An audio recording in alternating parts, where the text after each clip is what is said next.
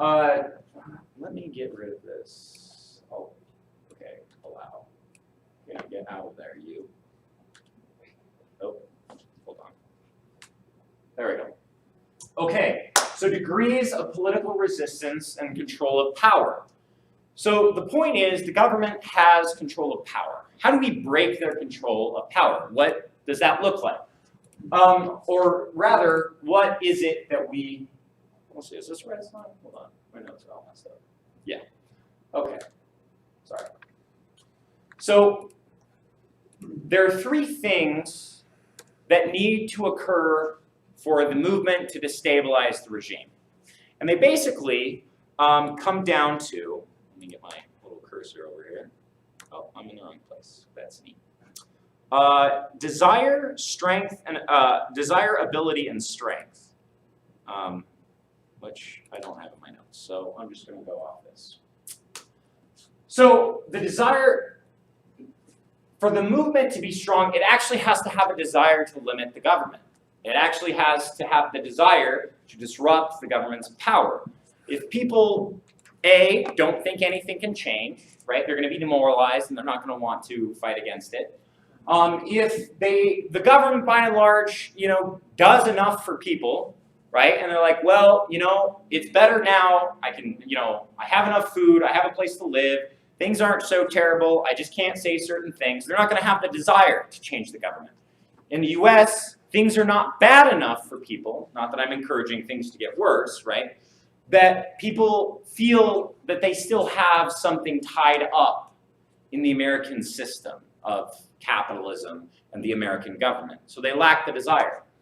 Whereas in, say, Colombia, right, people don't have a vested interest in the government. They desire to see a change. In Palestine, the Palestinians who are occupied desire to get rid of the government.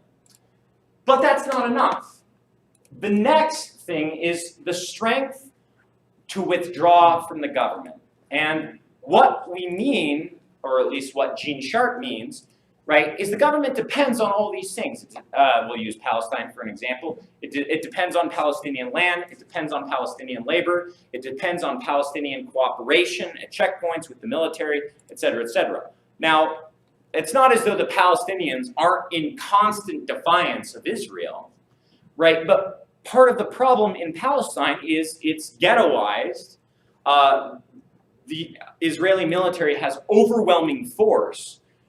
And so they don't actually have the strength right now, and he's very clear about this, sometimes you don't have the strength to withdraw the necessary institutions to destabilize the regime. So he's not simply an idealist, right? He's always talking about power and power relations and the sober assessment of where power relations actually sit.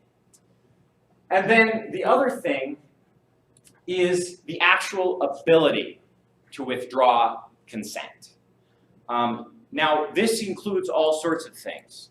If there's a complete internet, phone, media blackout, there's a curfew, you can only go to work, there are troops everywhere, it's very difficult, right, to actually withdraw, right? If people come to your house, drag you to work, escort you back, again, your ability to actually withdraw is negligible. So the movement, as Gene Sharp sees it, needs to create their ability, whether that's skills, whether that's organization, discipline, right? All of these are factors that affect their ability to withdraw. So, any questions on these? This is sort of like the conditions that the population needs to have internally to exercise political defiance. Yes, please. So you're saying it's kind of like non-compliance, but like in the case of Palestine, non-compliance doesn't work because of the overwhelming power that Israel has over them. There's got to be an alternative. Well, so this is what Gene Sharp would say, and this is something that I'm very sympathetic to be honest, which is it's all about relative power relations. The Palestinians are not able to disintegrate the Israeli regime, but they certainly are able to make life miserable for a lot of Israelis, right? Israel is one of the most militarized governments in the history of the world, and they spend a lot of money on their military, Whereas if the Palestinians just complied, right, they would get thrown off their land even faster. They'd be exploited even more. And so the political defiance, to use Gene Sharp's term, actually does affect Israel in key ways, right? And so that's what's important to keep in mind for Gene Sharp, is he's talking about relative power. And one really important thing to note about Palestine is more and more, there's a lot of the support that Israel gets externally is withering away. And there's a growth of resistance in Palestine. And there's a growth of resistance in the region. And there's a lack of support and decline in Israel, right? I just read an article that there's a new movement that's actually derived from an older movement where people just refuse to sign up for the occupation army, right? And so that's effective. It's not universally effective. It's not complete change. We'll actually talk about the methods of change here, but also what Gene Sharp and myself would say is you have to look at what the actual concrete effects are. You can't just say, oh, we didn't get what we want, so this isn't working, let's quit. You have to say, okay, so what would happen otherwise? Doesn't that side with the whole thing of the strength and the desire to continue, not give up? I mean, right, and very few people have as much desire to change the Israeli regime than the Palestinians, right? They've been fighting for it for 60 plus years. So the desire is there.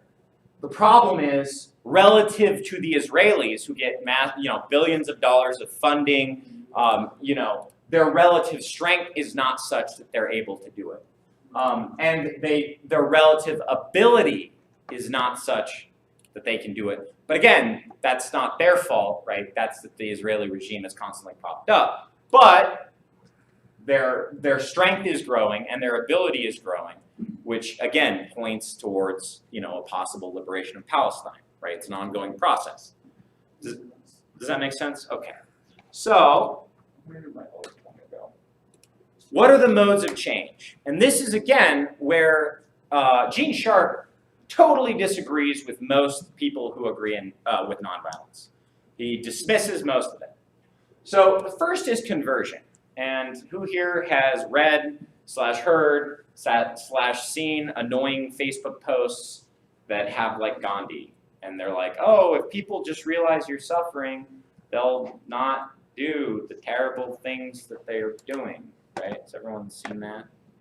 Yeah, he says that never happens. He's like, maybe it happens to a couple people, but if you're counting on conversion, right, and if you have like hippie liberal friends and they're like, oh, why do we have to fight back if, against the police and military? Like if they just see that we're peaceful, like they'll change their views and they'll realize we're all just human beings. He's like, no, that doesn't happen.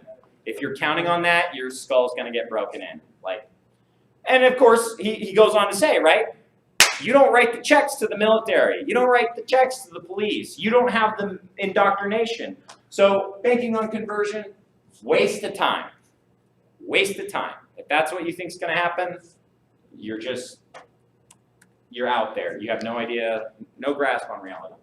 The next is accommodation. Now, this is interesting theoretically, because what he says is, given the relative strength of the actors, the regime may have an interest in accommodating people. And the example he uses is union negotiations, right? The boss doesn't want to strike. The unions don't want to leave their job. So the relative power, depending on the union and the situation, is such that both want to accommodate. But he actually is against accommodation. And this will actually play a very important role when we start talking about how US imperialism uses this. He says, no, we don't want accommodation. We want the regime to disappear. We don't want it. So we're not going to accommodate it. And if you do accept accommodation, you should be very careful about it because A, it lends legitimacy to a regime that we're trying to delegitimize. 2, it may show to the people that the regime is reasonable, and we don't want them to think that. And then 3, if they start accommodating you, you'll lose some of your focus on what people are, aiming for, which is they'll start aiming for more and more accommodation rather than the disintegration of the regime. So he's very anti-accommodation. What he is for is nonviolent coercion. Now, what does this mean? The concept, and he says this is actually where nonviolent struggles are most successful. You reduce the ability of the regime to react. You clog this, for example, in the case of a protest, and he doesn't actually use protests. He says they're a very dangerous tactic. You should be aware of their pros and cons. But for example, you flood the street. No one can go anywhere. No one can do anything. You know, it shuts the whole city down, right? Suddenly the regime is unable to move troops, unable to move police. You know, it becomes, you know, food doesn't get where it needs to go. Suddenly people are like, yeah, the regime can't even like get us the food that we need. Why am I going to go out and bust some protesters' heads when they can't even pay me, right? And you know, this is one of the impetuses for a lot of Latin American coups, right?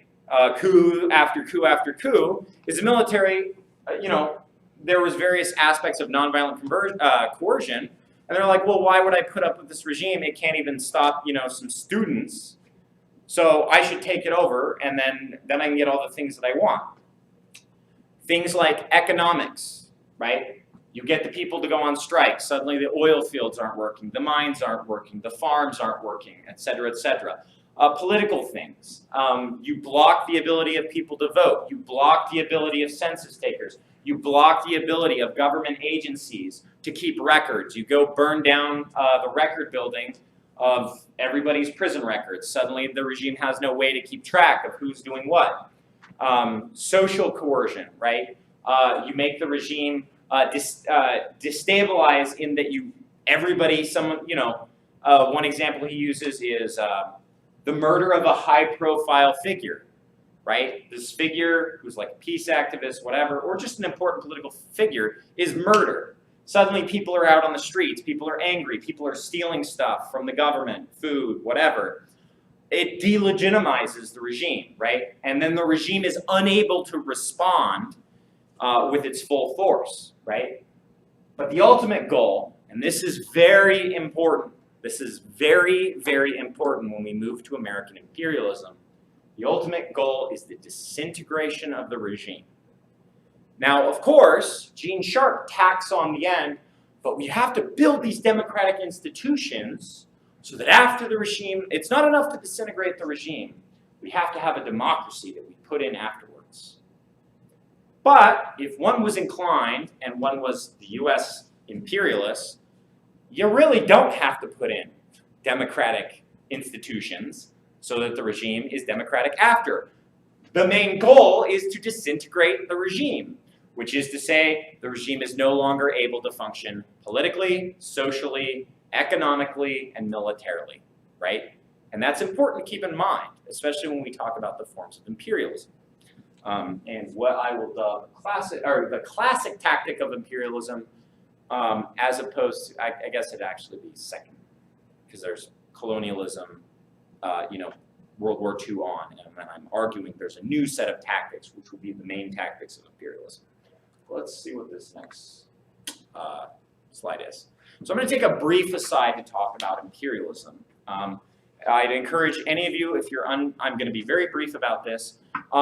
There's actually a lecture on imperialism on the RSU website. So if you want an in-depth discussion of imperialism, that would be a great resource for you to look up. Of course, I would also recommend Lenin's Imperialism, the Highest Stage of Capitalism. It's a work of political economy that is useful regardless of your political ideology, whether you're anarchist, communist, socialist. It deals with how the economy functions. So what are we talking about when we're talking about imperialism? Well, we're talking about the highest stage of capitalism. If you have libertarian friends, first off, I'm sorry. And then second off, you've heard them say things like, well, this isn't real capitalism, right? Real capitalism is free markets and competition and small business owners. And that was true for a very narrow period, maybe kind of, if we squint, between like, let's say 1650 and let's say 1820, right? But the thing about free markets and competition, somebody wins that competition. And by winning that competition, they get bigger, and they keep winning that competition. And so it goes from small businesses or whatever, if we're pretending the myth was true, regardless of whether the myth is true, suddenly we get large corporations, right? We get large integrated corporations that go from the mine to the railroad tracks, to the smelter, to the steel factory, to the floor, to the building, right? Vertical integration. We get horizontal monopolies. They control all the oil fields. 5 companies control all the oil fields of the world. And then, you get finance, right? They put all their money in banks. Suddenly banks are able to invest in all sorts of things, buy up smaller companies, integrate large chains of finance capital. We can see that Wall Street wields the power in our economy today. But also, and this is a very important point, these imperialist corporations are tied to specific countries. Sure, the US works with the UK and works with the EU and works with Japan, but they're also in competition, right? They work together to dominate the third world, right? Latin America, Africa, most of Asia, but they still want the profits themselves, right? So it's competition on a world scale. Well, we want one, to be in political, economic, and social control of this smaller country, or this weaker country, maybe it's larger. And the way we do that, and the reason why we want that is, one, we want them to take loans from us, right? Finance capital, because then they're paying us money for loans, right? So we're making money on that. Then we want to dictate what they can do with their economy, so they'll buy and sell with us, so we'll make a profit off that. And then third, we want to control them politically, so they can't change this, right? And we can see that this is the history of the 20th century, right? Is American, European, and Japanese powers fighting to carve up the world into spheres of influence and dominated nations so that they can extract resources. And in the early part of the 20th century, it was open and brutal. They would just move into a place, they're like, surprise, this is France now, Algeria. Surprise, this is Britain now, India. And again, I'm exaggerating, it was over a longer period. But it was just open and brutal. Well, that didn't work because there were anti-colonial struggles. So after World War II, they go to neo-colonialism. And what they would simply do is they would just replace the political machinery of a nation with their own political machinery. Oh, so you elected a left-leaning president in Central Africa? Well, we'll assassinate Lumumba, and we'll put in our own guys, and we'll just have some death squads, and, now we're in charge. You elected a socialist in Chile? Well, we'll just have the military kill him, and then we'll just use the military to round up anyone we don't like and kill them, right? And so it was a very specific, very politically oriented form of domination, right? The coups were primarily political, and there'd be social aspects. They'd spread anti-communism and stuff like that. But by and large, it had a directly political, if you'll pardon the term, because I usually hate it, top-down imperialism, right? Of just worrying about, the main corporations, the main political leaders, the main generals, and as long as we've got them on our side, people will listen to them, and we can, with a small cabal of elites, we can overthrow a government. So this works. It works extraordinarily, frighteningly well. And if you don't think it works, just look at Latin America that is only barely coming out of this dark age of American imperialism and domination, and it's coming out slowly at that. But there's something interesting happened in Venezuela in the early 2000s. Well, first off, are there any questions about what we're talking about when we're talking about imperialism? Any clarifying questions? Okay, so let's move on. So this works frighteningly well. Actually, let me backtrack. The US would also fight wars. They would fight proxy wars of guerrilla warfare, like the Sandinistas. They would fight against the Sandinistas with the Contras, which were very militarized armies. And they were not very socially popular. But they would buy off enough people, They would provide enough weapons that they could create an insurgency. The Mujahideen in Afghanistan are a great example. They would take foreign fighters, train them, arm them, let them loose, right? It's a very military strategy, a very political strategy. They don't like what, a regime, they don't like, how its economy is going. Well, then let's invade Korea. Let's carry out a, roughly 10-year guerrilla war in Vietnam, right? And that started not working so well, so they tried to stay with coups, because that's a lot less costly. So 2 interesting things happen in the beginning of the 21st century. They attempt to carry out the same sort of coup they've always carried out in Venezuela. And they've carried out coups like this in Venezuela before and all of its Latin American neighbors. And what they do is they have the State Department contact the local rich guys and the local politicians that the rich guys support, and the local military leaders that are connected to the rich guys, and maybe some police officers and what have you. But basically a small cabal of the elites, right? And they sit them down and they say, we don't like this regime. What you need to do is overthrow this regime, and we will recognize the new regime. And then we will immediately start, before you do that, we're going to carry out political, economic, and social attacks on this country externally. And then you just kind of make things really bad, just shut down the economy, claim that it's a dictatorship, whatever you want to do. Just make a lot of problems as the rich ruling elite. Close down your factories in protest of the government. Close down your oil fields in protest of the government. Get on the media, say it's a dictatorship, talk about how civil liberties and freedoms are being destroyed. As politicians, denounce it as a dictatorship, say that they're going to kill everybody, whatever you got to do. And then military guys, when the time comes, have your people rise up with the politicians and the business elites, and then we'll declare a new regime. It works every time. It works 95% of the time, every time. So they try this, but the problem is the political opposition doesn't have a lot of legitimacy.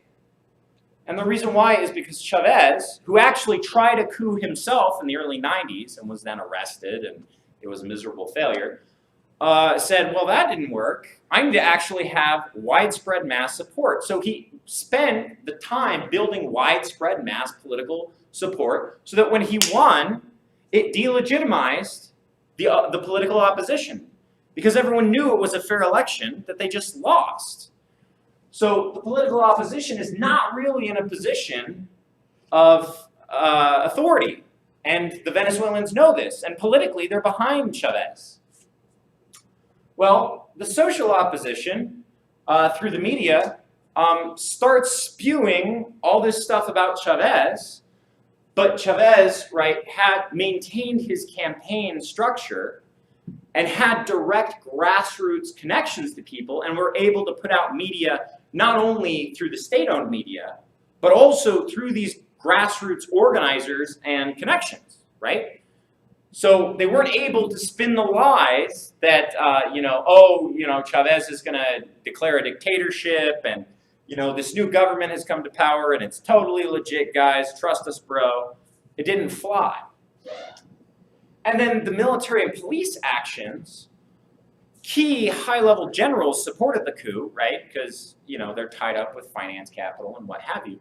But even Chavez was a military man, right? And so the opposition didn't have hegemony over the military like they frequently did in other Latin American countries. And so a lot of the military that was supposed to rise up and support the new regime actually didn't. And in fact was inactive, right? And in fact, Chavez was ultimately rescued, right, by the military, fighting another section of the military. And so, again, they weren't able to secure this because Chavez had entrenched himself in all the social forces possible and had begun making like a material difference in people's lives. So what happens is there's a mobilization of the people. They realize we're not going to put up with this coup, this American-backed coup. So they hit the streets, and the new regime is almost immediately shut down. And then again, we have the military raid to free Chavez. So this just doesn't work. It just doesn't work at all. And it's a spectacular failure. And it's clear the State Department and the US are behind it. But what had worked so frequently in Latin America now was a debacle. And part of the reason why is because the struggle against imperialism and colonialism and neo-colonialism had so taken root in not just Venezuela, but in the people of the world, that they were unhappy and unwilling to allow this sort of action to take place under their nose. Well, you know, and in addition, you know, the US is in decline, and we'll talk a little bit about that. So what is an imperialist to do? Well, now it's time to hit the drawing board. We got to try something new. Whatever we just tried, whatever worked for us for the last 60 years, it's not working now. So let's come up with a new tactic. So that's the sort of political coup side. Well, so what happens militarily, right? American military doctrine set to fight the Soviets. Oh, or is there any questions about the coup? Like the structure of that coup, how it's been played from like Guatemala to Venezuela, and why the Venezuelan example is so fundamentally different from all sorts of previous examples. Yes, question? I was asking about the Panama Canal incident with the president Carrillo. Well, I mean, it's again the same sort of thing. It's just a U.S. State Department decides, oh, we don't like this person who isn't falling in line. Let's get rid of him, right? Isn't that the one where the CIA had attempted to assassinate him on a plane flight and it failed? Yeah, but this is the thing is they were then able to reinstitute control over the canal. So it doesn't require, like they've been trying to kill Fidel Castro for 1 million years, right? And been unsuccessful in that. But the point is, the tactic that failed in Cuba, right, was successful just about everywhere else. Honduras, Guatemala, El Salvador, Chile, Colombia, Argentina, right, Paraguay, Uruguay, Peru, Bolivia, right? So, you know, you're not going to bat, you know, you're not always going to swing 1,000 or 500, Right. you know, but. Well, my question is too, is because I know that I was reading in Confessions of an Economic Hitman, he was talking about how he was sent down there working for basically banks, saying, hey, we're going down there to give these countries loans, knowing they would default on them, and then when they would default, they'd say, okay, well, hey, you got to give us the water rights, you got to give us the mineral rights, you got to give us. Right, and that's just part of the aspect of imperialism. More related to this sort of intervention, right, and the tactics of imperialism is Chile, right? The Chicago School, which included Milton Friedman, were sent down to Chile, and they said, make their economy scream. So they worked with the banks and the rich elites to basically destroy the economy of Chile to delegitimize, you know, the socialist government there. So they would put their property to give us savings, essentially. Yeah, so they could get what they want. But we're talking, and again, I want to be very specific. We're not out of the age of imperialism. I'm not advocating for, like, the fundamental political economy is different. What I'm saying is there's now a different set of tactics because those sets of tactics have failed. Let's look at another tactic, which is military intervention, which has so frequently been successful. Now, Iraq and Afghanistan kind of fit together, right, as part of the global war on terror. So the U.S. is at a military stalemate in Afghanistan. They're not getting what they want out of it. They're not able to secure the country. And historically, going back to World War II, American military policy is to be able to maintain 2 conventional wars at any given time. And the idea is we're fighting the Soviets, we need to be able to fight them in Europe, and then we need to be able to fight them wherever else they are, you know, because, communism. But the problem is that's very costly. No other country in the world can do this or wants to do this except for the United States. So what happens? Well, Iraq is defiant. It's constantly been defiant since the first Gulf War. And it's like, F you, the United States. Like, for example, after 9/11, every single country in the world gave its condolences to the United States, except for Iraq. So if we're trying to establish a universal political hegemony, right, with the US at the center, well, you can't have countries saying F you to the United States, right? I mean, we threw sanctions on them. We killed 1 million of their children through starvation. We bombed them back to the Stone Age, and we're funding Kurdish guerrillas. And this Saddam guy still won't quit and collapse. What's up with that? We can't have that. So let's do what we usually do. Let's pull a Grenada. You know, it's a weak country. We'll invade. We'll kill them. It'll be great. We'll install our own corporations. It'll be fantastic. It'll be extra money for us because we're really hurting, because we let our economy go to shit, and we got all these wars. And, you know, some oil. Come on. Why not? Well, the problem is, you know, they declare Iraq as the axis of evil, but they don't really have a basis for this, right? They don't have they're losing world hegemony. The rest of the world is not buying this, right? They're not buying that Iraq is a hotspot for terrorism and Al-Qaeda. Well, okay, you're not buying it. Well, let's put together a coalition of the willing. Well, up to this point, after the collapse of the Soviet Union, Europe, Japan, all sorts of other countries were willing to go along with the United States. It was a unipolar world, which is to say there was one superpower and the US was it, and it was by and large unquestionable, right? During the 90s. We decided to launch cruise missiles at a Sudanese pharmaceutical factory because of Al-Qaeda. We blow up a night janitor and that's all we do, you know, besides destroying a place, creating aspirin. Whatever. What are you going to say, world community? You know, there's no Soviet Union now, right? And they didn't really face any sanctions for that. You know, and the US was able to just do whatever the hell it wanted during the 90s. Well, the problem is, people are realizing that the United States is actually declining militarily, politically, economically.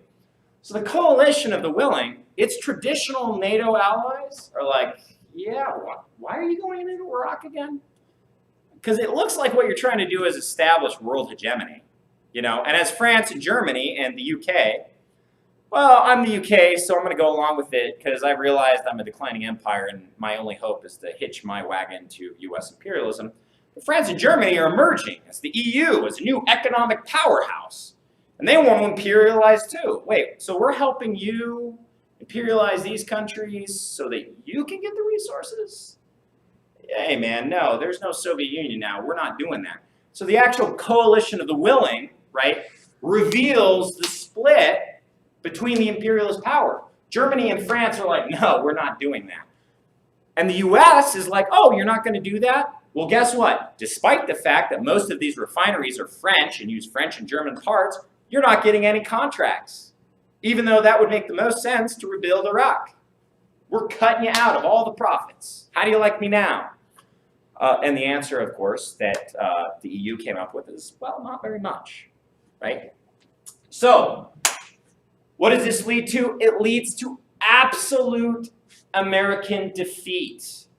They are able to disintegrate the Iraq regime. They are able to occupy Iraq in ways they were never able to occupy Vietnam. They were able to control every aspect of the political, economic, and social progress. But even so, American imperialism was so weak because it's capitalism and it sucks and it's all about profit rather than achieving your long-term political objectives, that it's absolute defeat. The Iraqi resistance and the regional resistance coming from Iran, from Syria, what have you, defeated the US. The US was not successful in its imperialist war, and in fact, didn't leave Iraq, despite what Obama and others would have you say. They were thrown out, right? Our coups aren't working, our military interventions aren't working. What are we going to do? How are we going to move forward? Right? These are the traditional American tactics of imperialism.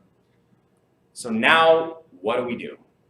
Is there any questions about the nature and structure of the Iraq War? Yeah. Well, I was going to say too, though, do you think that part of that isn't just other countries with the U.S. military themselves saying, hey, wait a minute, they realize they were lied to, nothing's enough. I mean, like the IVAW, a lot of them are coming back and saying, hey, you know what, they lied to us, and the AVAW, Afghan veterans against the war, like Mike President, you might have heard of him. Yeah. And he's the one saying, hey, we're with our garden opium fields. And so we're watching schools and hospitals being burned and being told to stand down. Like the point that he made was that we could have the best military in the world, most invincible, equipment, but they're only a weapon if there's people willing to use it. Well, and yes, of course, I would always say nothing but positive things about the IVAW and the AVAW. But here's something to keep in mind about the American population. They're more than happy to go along to war as long as they win, it's successful, and they're able to get things out of it. There was huge resistance among the Vietnam War vets. Why? Because it was completely unsuccessful. No one had any problems with World War II. Retroactively, it was all about democracy and freedom and Japanese imperialism and Nazism and blah, blah, blah. But they're more than willing, and in fact, this is an important example. A ship full of Jews came from Nazi Germany in the 40s before the U.S. had entered the war, and the U.S. sent them back, right? But, it's a big difference. When you enter a war like World War II and you emerge as the world superpower with access to all the world's material, and then you're able to create, and this is literally the term history books use, the affluent society by dominating Latin America and getting all your produce for free by overthrowing Guatemala. Get massive amounts of rubber by installing dictatorships in Brazil, so that everybody can have 2 cars and a nice house and a brand spanking new TV and a hi-fi radio set. Right. But what happens when you fight a couple $1 trillion wars and all you have to show for it are, veterans checks and Medicaid and PTSD? Yeah, and you didn't get any of the oil from Iraq. It's at a lower production than it ever has. You haven't built any major extraction industries, mineral extraction industries in Afghanistan. So you're not getting any profit from any potential mines. You're getting opium that kind of helps the pharmaceutical company, but it doesn't even begin to cover the costs of all the soldiers, all the bombs, all the tanks, all the defeat, right? So I'm not trying to criticize at all the moral fortitude of those veterans who are against the war. In fact, I think they're quite courageous in doing so. But the point is, when an empire loses a war, it creates a different feeling both at home and abroad than when an empire wins a war, right? I mean, that's how the United States came to control all of the British Empire and all the French Empire, by and large. It's because Britain and France lost World War II and were saved by the United States. Well, they were really saved by the Soviet Union, but as far as capitalists go. And so the U.S. was able to impose on them its will. It was able to impose on them, hey, you can't even control your own country, France. Why do you get access to this entire empire? We're the only ones who can defend this empire. But now Iraq and Afghanistan, they can't even defend the empire, right? So now the imperialists have to look out for their own interests, right? What was that? The illusion is crumbling. The illusion is crumbling, right? This goes back to the question of authority. So that kind of addresses the coup, that addresses the war. So what is a crumbling empire to do? Let's see if I haven't got it to this. No, I didn't get to that. So I'm going to be very brief about that. What they have, actually I'll go to the main screen so I can just kind of follow along. So what happens is Gene Sharp 1.0. Okay, it's really expensive to fight these wars. It's really expensive to send troops. It's really expensive to send large military interventions. So what can we do? Let's get our most brilliant political analysts to talk about this, think about this. What are they teaching in political science about how to destabilize regimes? Well, there's this interesting guy, Gene Sharp, who writes about how to destabilize regimes. Well, let's give this a try. Let's take all of the things he says about independent institutions, dissatisfied governments, And let's start building and funding these institutions to build what he says we should use. So let's target unions, let's target student groups, let's target political parties, let's target social groups, let's target media, and let's funnel money to build, if you'll pardon the term, an imperialist grassroots, right? Isn't that like out of the world though? Subterfuge. Well, but it's more than subterfuge, right? You are literally giving money to people to build not just resistance, but democratic organizations committed to democracy, where the leaders themselves, and function in a relatively democratic fashion, but you have bought off all the leaders. You have bought off all the funding. You control the message. But the genius is, you don't control the message alone, because they have these certain limited democratic structures. The actual demands of the people can be incorporated into your message, right? So what happens? In 2006 to 2008, what we have is the color revolutions. And what happens in the color revolutions is the US State Department, through its various nefarious NGOs, starts funneling money to democratic oppositional movements. Now, the leadership of these movements are completely pawns.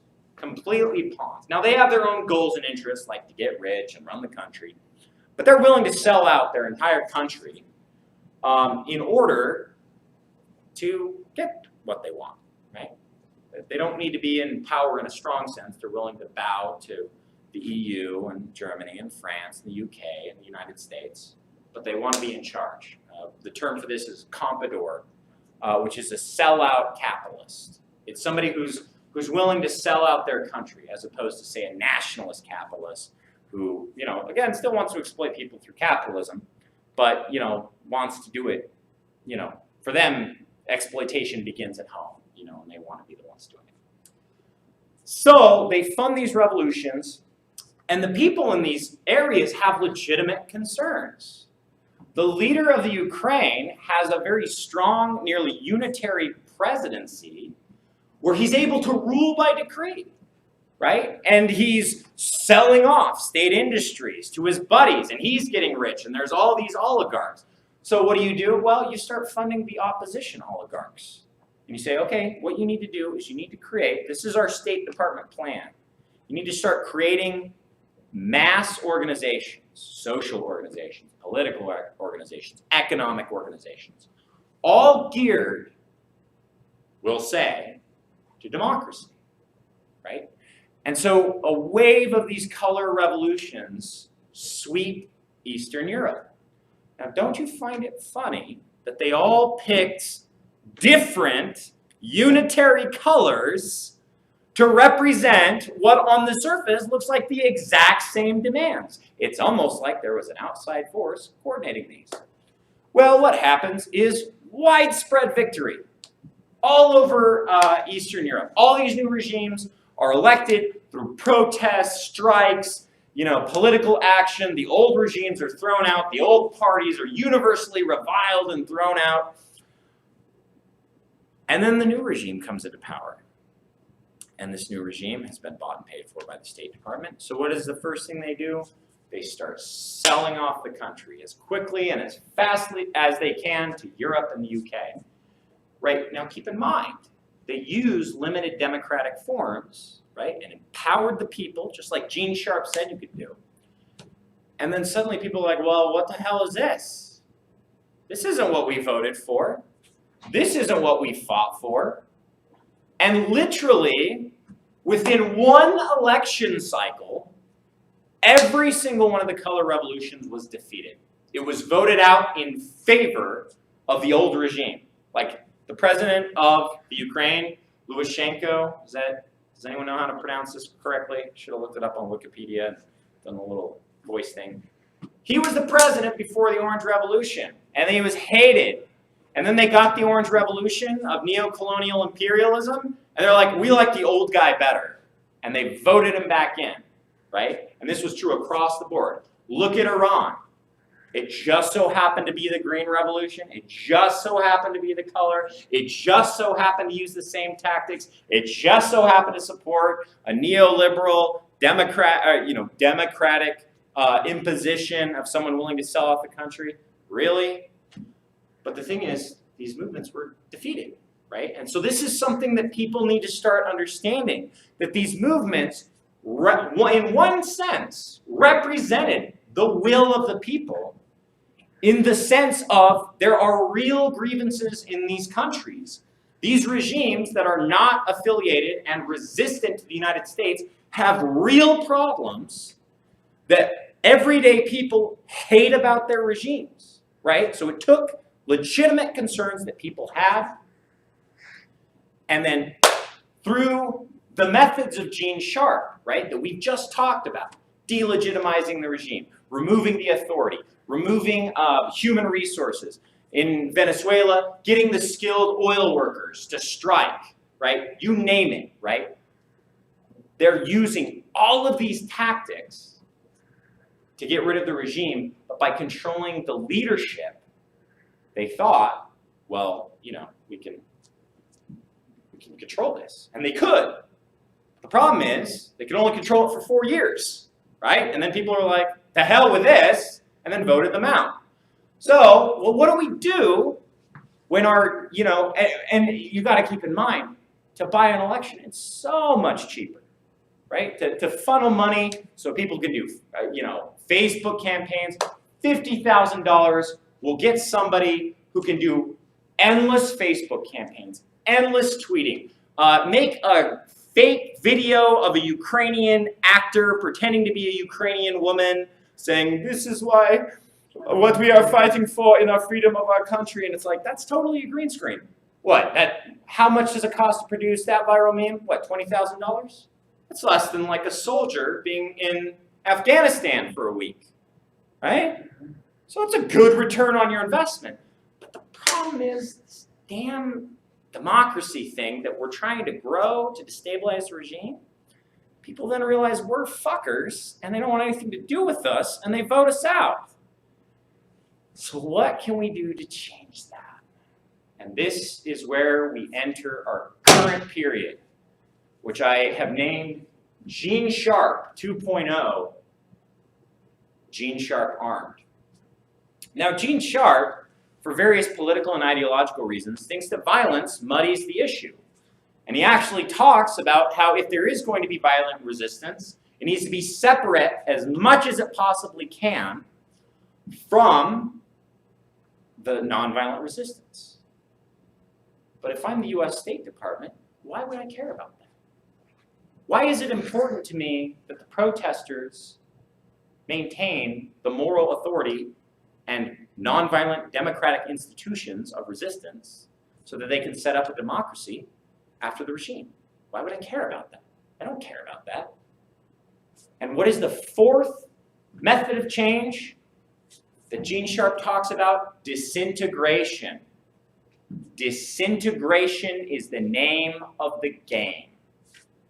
So what works better than funding democratic opposition and then arming them? And actually, before I move on to this topic, again, I'm sorry, I'm a little more off the top. Were there any questions about the color revolutions or Gene Sharp 1.0? Okay. Any, again, criticisms, qualifications, fiery denunciations? All right. So, if I disintegrate the regime, there's a power vacuum. And I'm more able to fill the power vacuum than any other organization. So, what do I need to look at? What do I need to do? I need to look at their authority. I need to look at the human resources. I need to look at the skills and knowledge, intangible factors, material resources, and then the ability of the regime to exercise sanctions. So who becomes the first target of our new style of intervention? Well, Gene Sharp is already happening, whether the protesters know it or not, all throughout the Arab Spring, right? The so-called Arab Spring. They're already adopting these tactics, right? So what if we spread these tactics under our control, not perfectly, right? That's the genius of the Gene Sharp approach. It's never really under our control directly. It only needs to serve its purpose. And what's the purpose? It's to disintegrate the regime. So what if we just dump a bunch of money in people we know we can trust, let them loose in this Arab uprising? So let's look at a regime we don't like in North Africa. Libya has one of the highest standards, or the highest standard of living in Africa. Although Gaddafi hates Al-Qaeda enough, he's willing to work with us to defeat Al-Qaeda. We don't like that he's willing to pursue an independent foreign policy. We don't like the fact that he funds the African Union, which allows Africa to have some level of self-determination. He's not selling oil to us at the prices we want. And also our European allies will get behind this because, despite their somewhat chummy attitude, Italy is tired of African immigrants, and is tired of Gaddafi, negotiating with them. We don't want anything to do with that. So let's look at this regime. So let's take the tactics of the Arab Spring, which are Gene Sharp, and let's put them in Libya. And the second the regime responds with any repression, let's get the weapons flowing, right? And so there were legitimate grievances in Libya, right? It's just like everywhere else in the world except for China, right? There's a huge economic downturn that is making it harder for all regimes everywhere to provide materially. There's a huge housing crisis. There are certain restrictions on free speech. There's a restriction between two groups, Arabs and Africans. The Libyan regime supported Africans and believed in Pan-Africanism, which the Arabs didn't. So let's start drawing divisions among the Arabs and the Africans, and let's fan those divisions. So let's put a bunch of money into pro-Arab-like groups to get them to form and them to protest. And then as soon as the regime starts doing anything, let's start funding weapons, right? Now, to be fair, this wasn't entirely successful. And part of the reason it wasn't entirely successful is because it was their first try, right? And so what happens is there's a political protest, a political uprising. The regime responds with repression. It rightly identifies the protesters as puppets of the US. What it fails to recognize, and this is why I think this is such an important lecture, if you'll pardon me, what Western leftists fail to recognize is two things are true. One is that the protesters are, in fact, puppets of US imperialism. And two, they are everyday Libyans with legitimate concerns about their regime. Both of those are true. And not only that, the US has chosen a new set of tactics from Gene Sharp, or rather that Gene Sharp represents, that purposefully muddy the ability to distinguish between the open, brazen tools of US imperialism and the well-meaning, honest, working class people of Libya who want to see, right, just a better life. Now, if you'll notice, right, we didn't see any conversion really in Libya. The people were like, oh yeah, I totally want to join these Arabs who hate Africans, right? Like it was a life and death struggle. But this is really important, right? If the problem was that were real concrete demands, and Libya had the highest standard of living of all of Africa, why was there no accommodation on the part of the opposition to Gaddafi, right? In almost every revolutionary struggle, in almost every reform struggle, in the United States, in Europe, in UK, The reformers and the revolutionaries are willing to make accommodations to get what they want. Everyday working people do not want bloodshed, do not want a civil war. They want their real material demands met. And yet there was no discussion of accommodation with Gaddafi, right? And in fact, when Gaddafi offered accommodation, the opposition was no, absolutely not. Not in any way, shape, and form. When they were pushed almost completely out of the country, and we're down to like one city, because again, Gaddafi had the military force. He had a broad, not universal, but broad support, including his own ethnically Berberized Africans, right? And had a majority support, not an overwhelming majority support, but the majority of the opposition were Eastern Arabs, whereas he had the support of almost all the immigrants, all the refugees, all the Berberized Libyans. Why was there no question of accommodation? And the reason why is because ultimately the leadership of these opposition movements were US tools. Well, the US realized that their forces were going to be defeated. So what happened? Suddenly airstrikes, right? Bombing, more weapons, airstrikes, etc., etc. But the important thing to keep in mind is they never really had to put too many boots on the ground. Just a few CIA agents here, a few special operations for special ops forces there, and those really only provided skills and knowledge, right? And you know, $50,000 a year for a CIA operative, or you know, a high level, right? We really care about this. $90,000 a year for a CIA operative, maybe some hazard pay for the special ops. Much cheaper to send 100 people to the country because we're not looking to control it. The old coups, we needed the power elite to overthrow the government and install a stable regime. But we don't need that now, right? We can't achieve that now. We're not strong enough. So what do we want? We want the disintegration of the regime. That is our goal. And what you'll notice is it happened effectively. And even now, Libya is disintegrated, right? But US corporations can wheel and deal with different groups and pit them against each other to, by and large, get what they want. And there's certainly blowback, right? The murder of the ambassador and the few troops at the embassy. But really, what's the cost of an ambassador compared to the cost we paid in Iraq, Afghanistan? And it's such a wild frontier. But, you know, we get Blackwater to surround our refineries, and that's really all we need. Look at Syria, right? Fan ethnic hatred, fan division. We don't need to control who comes to power, right? And we see this. In Libya, Al-Qaeda became one of the strongest factions. And Islamic law is now being instituted in Libya. But there's still the green opposition loyal to Gaddafi and his memory, who are still fighting. So what do we care about, right? This Islamic law being instituted. As long as the regime's disintegrated, we can pick it apart and get what we want. In Syria, there's so many ethnic divisions, let's start funding Islamicists, right? Let's turn our peaceful protests bloody.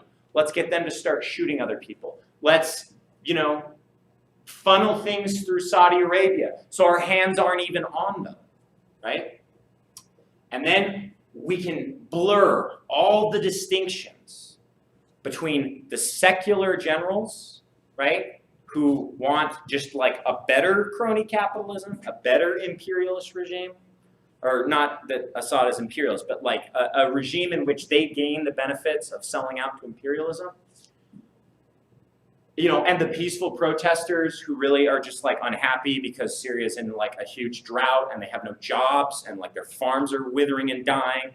And, you know, Assad is sending money to support the Palestinian resistance, right? Let's blur those with our open bought and sold agents and with Islamicists and with other sectarian forces, and let's create as much division as possible to disintegrate the country. Again, here, Assad was strong enough and was a binding secular force that he was able to maintain power, and the US had to almost resort, right, to the airstrike policy, the special ops policy. and only didn't, and didn't do so because of, internal resistance in the United States to the Syrian war, and also Russian warships off the coast of Syria, right?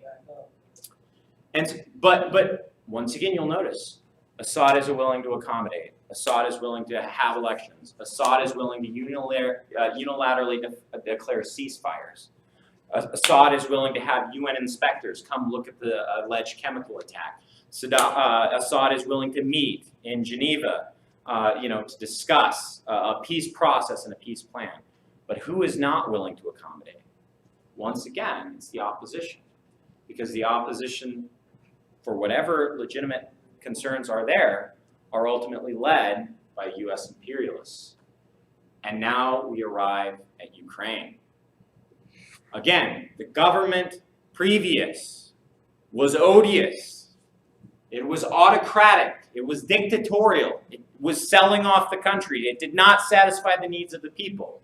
It was still better than the pro-imperialist regime that was elected in the Orange Revolution. But there's a lot of ethnic minorities in Ukraine. And there's, a lot of unhappy people with the economic situation. So let's start pitting ethnic minority against ethnic minority. Sloboda is neo-Nazi. It started as a socialist nationalist party, as a mirror of National Socialism. Well, maybe these fascists at some point will grow a backbone and turn against us. But we don't need them to win, right? All we need them to do is disintegrate the regime, right? And in this case, unfortunately for the US imperialists, Russia is in the neighborhood, right? And so Russia is trying to lend stability to the various forces that serve its interests there, like in the Crimea, right? But isn't it odd that this pro-democracy movement has a neo-Nazi as arguably the second highest person in the government? Why is this movement for democracy flying Nazi flags and the Confederate flag as part of their message? Right? Where did all these weapons come from when the military and the police, for various reasons, they're bought off, whatever, ethnic reasons, are loyal to the regime? How did all these weapons get here? This is the new character of American intervention. To take legitimate grievances, right, and funnel grassroots organizations to carry out peaceful protests, and then to arm them, right? The goal to disintegrate anti-American regimes, disintegrate regimes that offer any defiance to the US or the EU, and when the regime disintegrates, through neocolonialism or outright occupation, take the resources that are politically relevant and to disintegrate political opponents who could bring the regime, form a new regime that might be resistant to American imperialism. Now, what does this mean for us? What this means is we need to be aware of the new tactics of imperialism. That should be 21st century. That's embarrassing.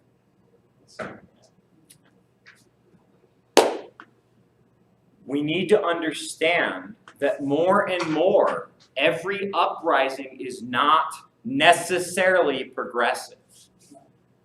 We need to understand that simply because a regime is reactionary, right? It's corrupt, it's autocratic, that the people uprising may in fact not be better, ultimately, than the regime itself. So what I'm asking for includes three things. First, I'm asking people to understand the new tactics that imperialism is using, especially their use of grassroots and their arming of the grassroots. To understand this is a clear, definite tactic. It is not simply, oh, the confusion of the situation and that, oh, the regime responded with violence, so of course they need to defend themselves. This is a clear, obvious tactic. Libya, Syria, Ukraine. We are going to see more and more of this because America is too weak. The United States is too weak to carry on its traditional imperialism, and it will only get weaker as it declines and other nations and imperialists grow relatively stronger. So understand these fundamental shift in tactics. 2, to carefully study the concrete nature of these uprisings, right? We're past the point of up with people, or, you know, if people are in the street, then that must be something powerful and progressive. We're seeing reactionaries, fascists, and neo-Nazis rising up as well. We're seeing the US has no qualms about backing Al-Qaeda and Islamicists if it will disintegrate a regime that is unfriendly to it. So we need to know the actual forces at play and who they represent. Even if honest, and I have no doubt about this, honest, hardworking, dissatisfied Ukrainians join those movements, we need to understand the character of those movements and especially the character of the leadership. And the third and most important thing, if we can do the other two, that's great. But we must oppose any US intervention in any country, anywhere in the world, not simply through coups, not simply through military invasion, not simply through special forces, and not simply through espionage and its spy agencies. We must also oppose the political use of American money, all American money, to influence, control, degrade, or otherwise alter the democratic or undemocratic process, the political process of any regime in the world. And that needs to be the new baseline of anti-imperialism. So that if any uprising occurs, the immediate call should not be down with the regime and support the rebels. It should be hands off Ukraine, hands off Venezuela, hands off Libya, hands off Syria. Before we have any imaginary ideas about what glorious new revolution will be swept into power, we need to understand that with these new tactics, what just 20 years ago would have looked like a wonderful uprising of the people against a dictatorial regime is now the new face of American imperialism. And I think it's absolutely vital for leftists, socialists, progressives, and the anti-war movement to understand this distinction. And that's what I got for you.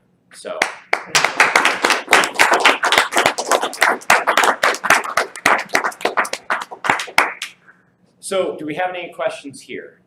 Questions, comments, observations?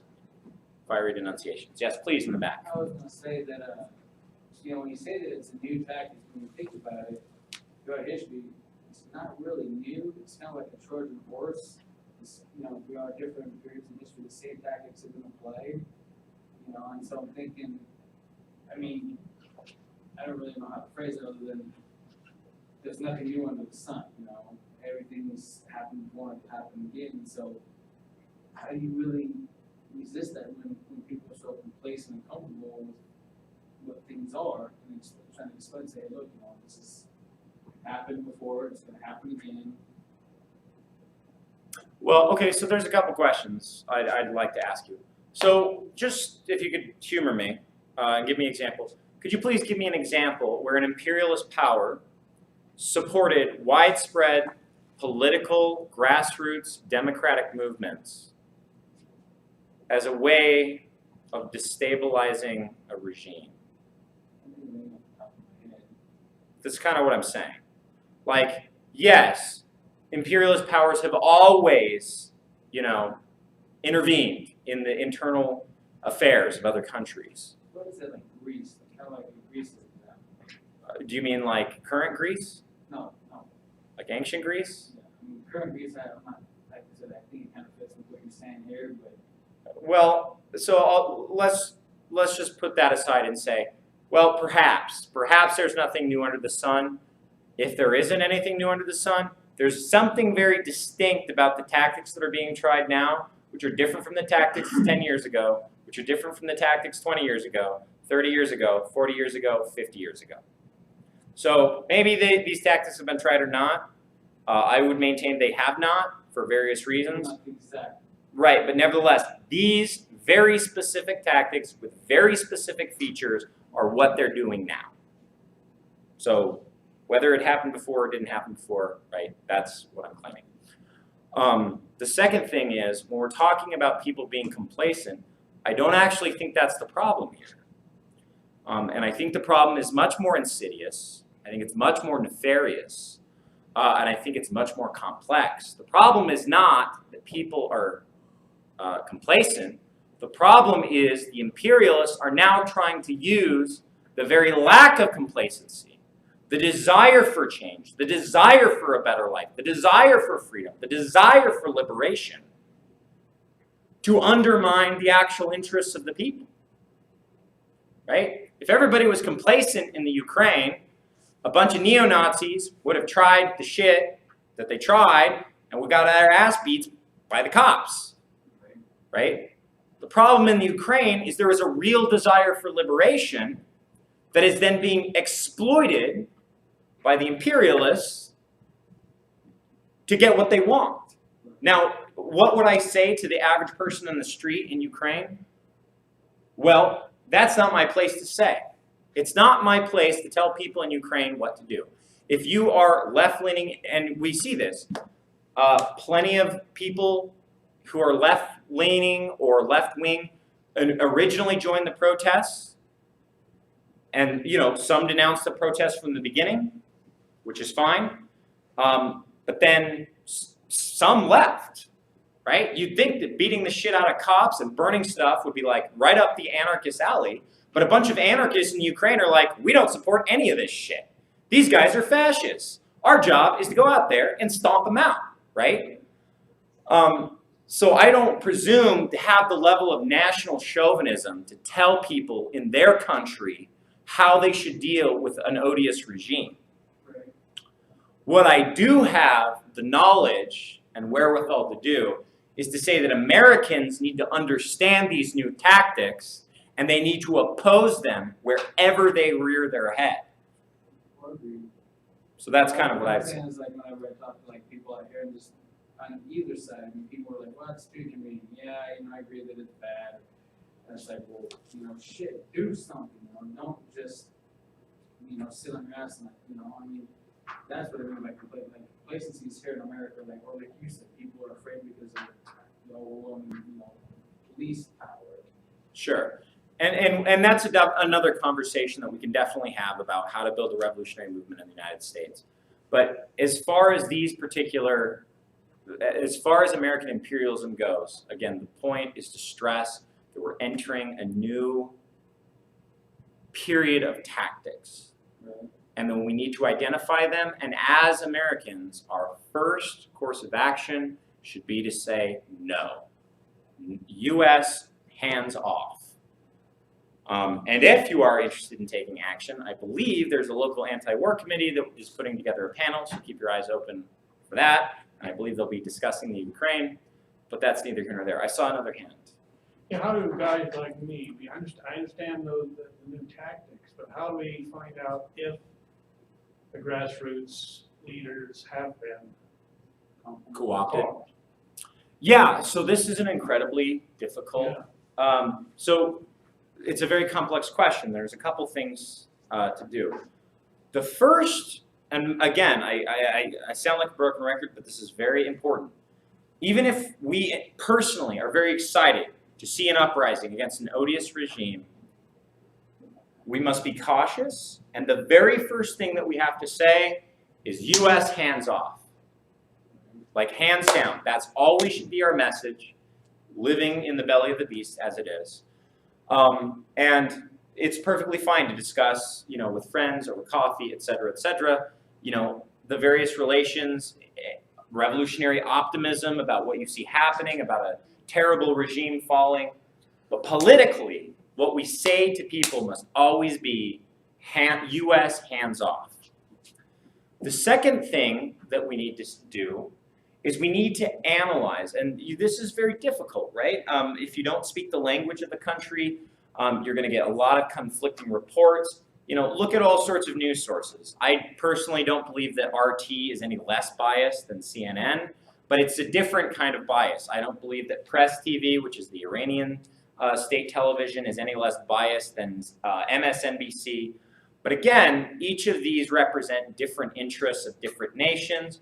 So we need to understand what they think and why they think it, recognizing that they have a particular vested interest in these uprisings, and begin to really analyze the leadership. Very quickly in the Ukraine, it was clear that many of the leaders were Sloboda and the right sector. And so we need to be very sensitive to that. In Libya and Syria, it was very quickly apparent that the Islamicists were gaining control over the FSA and whatever the hell they called themselves in Libya. Just things that don't sound right. Like, this is an anecdote that will stay with me for the rest of life, is the leader of the FSA, right, was an exile. He was in Turkey. And he had come back from Turkey, this badass, he's secular, he's going to take down the evil dictatorship of Assad, right? And he comes back and he issues all these proclamations that this is a secular army, we are not Islamicists, we are fighting for a new and better Syria. And then a week later, and his face is plastered everywhere. It's on CNN, it's on MSNBC, it's on Fox News. Everybody is talking about, this is the Syrian George Washington who's going to lead them to victory. And then a week later, his ass got dragged out of his headquarters by the Islamicists, and they shot him in the street. What?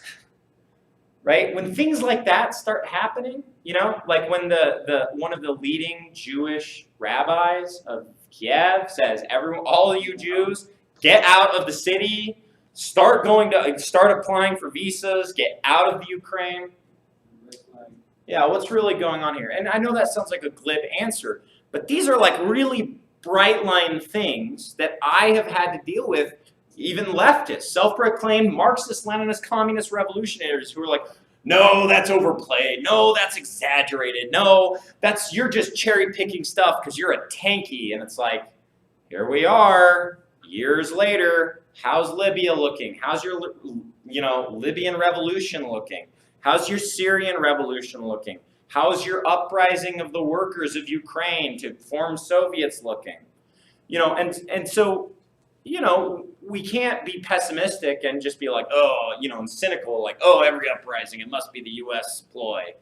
But we do need to be very, very careful about that. So the first is hands off, and that needs to be our default baseline, because even if it is a legitimate uprising, the very first thing that can ruin it is any foreign intervention, right? Because they'll funnel money to whoever the U.S. supports and destroy the legitimate factions that are trying to, improve the lives of their people. So hands off. Second, concretely analyze the forces at play, that I was just talking about. And the third is to ask who benefits. Who benefits? Now, in any of these uprisings, in theory, the Ukrainian people could benefit, right? The Libyan people could benefit. Any given uprising, the people of that nation could benefit. But is this a regime that is proof resistant? Well, let's see. Ukraine gets most of its supplies and loans and fuel and economy from Russia. Now they're rising up against Russia. Well, that's weird, because you'd think that the Ukrainian people wouldn't benefit from rising up against their main benefactor, which is not to say something positive of Russia, just as a crude, blunt matter of political economy. Usually biting the hand that feeds you is not a viable political strategy. So that's going to make problems for their economy. So, there's even questions if the Ukrainian people will benefit. Russia certainly won't benefit. but yet the EU will benefit. The US will benefit. Who benefits from the disintegration of the Gaddafi regime in Libya? Well, that'd be the US. Who benefits from the disintegration of the Syrian regime? Well, that'd be the US and Israel. Now, again, I'm not advocating for a cynicism. What I'm advocating for is a caution. And in a practical sense, I hear people talk about how they support the revolution in Ukraine, they support the revolution in Libya, they support the revolution in Syria. Great, go buy a plane ticket. Because you're not talking to those people. You're talking to Americans. You're talking to Americans who are indoctrinated in the theories and ideology of democracy and freedom, and it's being used here to destroy the anti-war movement and justify American intervention. Even if you do believe there is a humanitarian crisis in Libya and Syria and Ukraine and anywhere else in the world, US intervention never makes it better. So our primary task here, besides analysis, is to keep the US from intervening, right? And so that's the very practical flip side of this. Cool, thanks. Yeah, I hope that answers that. Yes, please. So a question from Greg Murray. He asks quickly, do these revolutions that Greg is describing have to be planned out from the beginning by U.S. or whoever, whatever external powers are planning it, or do they just jump in sort of ad hoc and co-opt legitimate protests and stuff like that? Well, and that's a perennial question. It really depends, right? They're going to try. If a legitimate uprising occurs, they're going to try and jump in, right? But a lot of these are planned, right? Like, ask yourself, like for example, in Syria, is because of global warming, Syria is undergoing one of the worst droughts it's ever had, just in the last decade. It's been like a decade-long drought. Libya has been suffering from the world economy and has had a housing problem for a really long time because they give free housing to their citizens and to immigrants, right? And that's why there's this huge anti-immigrant background. So in those cases, I very much think it was the US jumped in. They already had plans for disintegrating the regime. They saw their opportunity and they took it. But the infrastructure in Ukraine has already been built. The State Department has been building that infrastructure for the last 10 years. And they're just using it. They're using what they built in Gene Sharp 2.0 or 1.0 to carry out the violent disintegration of the regime in Gene Sharp 2.0. And this is something, I want to stress, this is their new tactics, right? In Libya and Syria, they learned the lesson, if we don't have the infrastructure, it's not going to work. We're not going to get what we want. But in Ukraine, they had the infrastructure, and how quickly literal fascists and neo-Nazis came to power. It's because they already had an established plan, they already had an established infrastructure, and I'll show again they're undermining a progressive regime. How long was it from the death of Chavez to the protests in Venezuela that then became everywhere? And not only became everywhere, have started being armed, right? It was immediate. It was like a week. A week went from opposition leader denounces Moderno, who won the Democratic election, to violent protests in the street. Why? Because they already had the established infrastructure.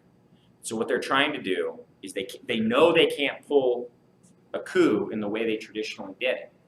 So what they're trying to do is build a grassroots movement. The reason they're not able to do that in Venezuela, and in fact it's working oppositely, because they're trying to build this armed grassroots movement. And in fact, many of the opposition leaders in Venezuela say this protest are actually against the protests, right? So they thought it would split the Venezuelan people, like they were able to do in Syria. But because the Venezuelan government actually has the support of the people, you're seeing in Venezuela the split between the American puppets who are like, we need to be out in the streets, and and are now starting to shoot and murder Chavistas, and like the actual organic, however shitty it is, right, democratic grassroots resistance to Chavez, which are like, no, this is not what we want, we're not supporting you, right? But the point is, in that case, they already had the built infrastructure, right? And so what we're going to see now is we're going to see the U.S. try and build this infrastructure so that they can utilize it, if that helps. There was another question that I really like this question. He phrased it more specifically, but I'm going to give it a little more general. He asks if you think that that the U.S. utilizes this tactic domestically. He points out like the Tea Party as a possible domestic version of these co-opted grassroots movement, but I think a more general analysis would be more proper, maybe. Well, so this is the thing. This is the problem with the Tea Party. The first part of the problem of the Tea Party is they're a media creation. They're actually not very grassroots. And the insurgency of the Tea Party is basically isolated to pushing right-wing Republicans further right. And actually in the most recent election, it's ironically kind of more like Ukraine. A bunch of Republicans, like the Tea Party candidates in the most recent elections, just got stomped. Just stomped because people like elected these Tea Party people because they're like, yeah, screw these, Republican in name only, these rhinos. And then they got what they voted for, and they're like, whoa, I can't believe I voted for this. I'm a moron, right? And you'll notice the function that the Tea Party serves is actually to help disintegrate the Republican Party. Now, as a matter of fact, I think we might in the near future, I don't know why this is freaking out, but whatever. I think we might see in the near future the U.S. supporting like racist groups. Implicitly, it's not a secret that a lot of the veterans that come back, or I just saw an article, the LAPD has been infiltrated by neo-Nazis. The U.S. government knows this. Internal Affairs in Los Angeles knows this, but they allow it, right, as a way of controlling these sort of institutions. So it doesn't really work in the same dynamic locally, right, domestically. The way that the U.S. Engages in this sort of internal imperialism and disruption is through things like stand your ground, right? And so it doesn't really do that kind of grassrootsy thing. But again, right, this is how fascism arises. And I'm not saying the U.S. is fascist, and I'm not even particularly saying we're headed towards fascism. It's just a slightly more authoritarian form of liberal democracy, which was always pretty authoritarian to begin with. So no, I don't see that. I'm receptive to people making those arguments, but I'd have to see a lot of evidence for it, which I just don't see. So any other questions? Comments, fiery denunciations? All right. Well, I really like to thank you for joining. I really hope that this presentation is useful for people, especially, again, moving forward. These are the tactics we're going to see. We're not going to see the traditional U.S. tactics. So just be aware of it. Again, analysis, who does it benefit, and above all, U.S. hands off the world. And that is the founding bottom level of anti-imperialism that I would encourage all of you to adopt. So thank you very much.